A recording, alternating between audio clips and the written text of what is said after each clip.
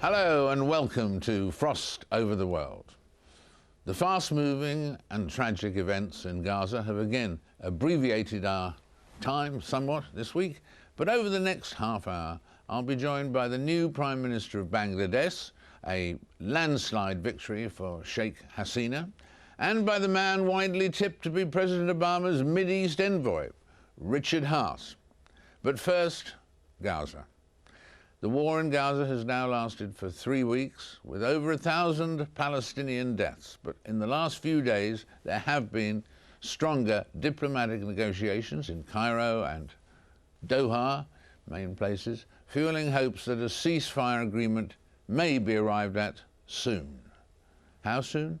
Well, I'm joined now by EU's Foreign Policy Chief, Javier Solana. Mr. Solana, we're talking on Friday morning at 11:30 Brussels time, and there may be major developments today that will have reached our viewers by the time that our interview goes out. What at this moment in time is the situation as you understand it at 11:30 in the morning on Friday in Brussels? Well, my understanding now is that the effort in order to reach a ceasefire continued. They continue with great energy. They continue from us, from the European Union, continue from the Secretary General of the United Nations, which is in the region. It continues from Egypt, continue from other Arab countries. And I hope very much that, as you said, during the day of today, we may have better news than the news we have had in the last period of time. Right, and the position remains for that the key issues obviously are that in terms of Israel, that Israel obviously wants a definitive end to all rockets into Israel from Gaza, and obviously a definitive end to the smuggling of arms through the Egyptian border. Would you say those are the two key points at the moment in terms of the Israel position?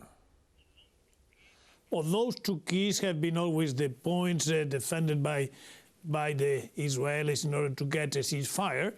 And one of them can be done rapidly, immediately. It's just a decision of political will.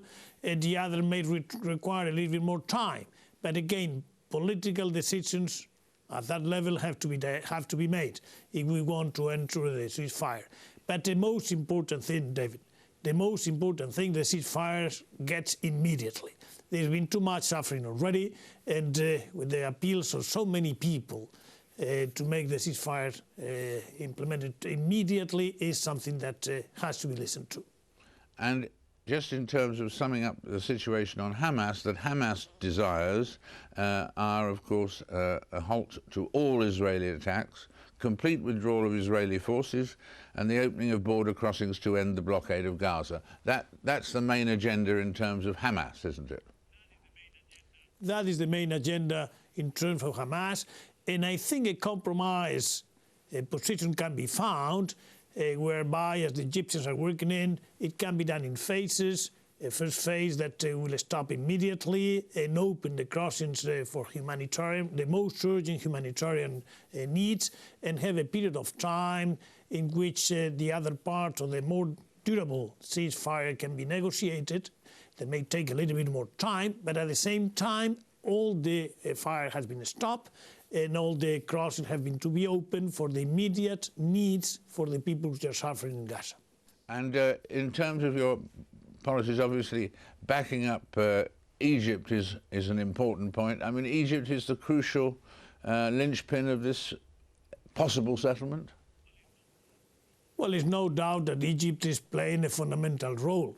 It played it before in all the negotiations to get the different factions of the Palestinians coming together, and now also because they have the links with Israel also to break the ceasefire. So if you ask me if the role of Egypt is fundamental, my answer is yes. Yes, it's fundamental. And in terms of Washington, would you hope that after next Tuesday America can play a fuller role in these negotiations? my information and my sentiment is that, yes, it will be a change in the policy of the United States. It will be a very important engagement from the very beginning. That has been said already by the President-elect, and I am sure that that will be the case from the Tuesday next week. That will be if there is a settlement or a temporary truce today, that will be the crucial next step, won't it? The difference from Washington on Tuesday. I think that we may have part of the ceasefire in place before Tuesday. I hope so very much. And in any case, after the Tuesday, we'll have the international community, together with the leadership of the United States, the possibility of moving on into a long, durable ceasefire and to create the dynamics for a political settlement that will conduce negotiations. That is what is important. And I think the latest events have proven that the sooner we get a formal agreement for peace, for permanent peace in the Middle East, all the better. The sooner the better. I think that would be echoed. And would you be prepared, Mr. Solana, to see EU troops helping to monitor, to police this particular ceasefire? Would that be acceptable to you? Let me say that whatever is the agreements in which the parties get together and come to a common position on how will be the best manner to move forward, I can tell you on behalf of the European Union, we will be happy to cooperate and ready to cooperate. It has to be an agreement by the two sides, and if that is the case, we will be part of any agreement if we are necessary. Well, that's clear and positive. Tell me on other issues like the Ukraine-Russia situation, hundreds of thousands of homes in Europe are still without gas. It seems like almost an annual event, but how long is this going to take to sort that out, do you think?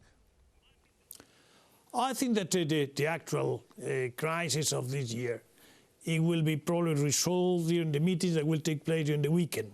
As you know, it will be a meeting in Moscow, Saturday, Sunday, and I hope very much the solution will be found. It is not very difficult, it is rest to be resolved. Technical matters, although they have a political component, are matters that can be solved technically. And I hope very much that in the weekend it will be found. What about the wider issue of Russia today? Russia, we read at the turn of the year people saying, is there going to be a new Cold War in 2009 and so on? Do you have those sort of alarming feelings about Russia at the moment? No, I don't. I don't have those alarming sentiments or feelings. I don't think that a new Cold War is on the agenda of anybody. Nobody wants that, and therefore it will not take place. That we have to do is to try to reaccommodate Russia in the international arena, and in particular in the security of Europe, and I think it's something that we are ready to try to do. Well, thank you very much indeed for being with us today, Mr. Solana. We look forward to having another opportunity to talk soon, and when we're both in the same place to have a face-to-face conversation. But we appreciate it enormously. Thank you. Thank you very much, David. Thank you very much. In a minute, the newly elected Prime Minister of Bangladesh. That's after this short break.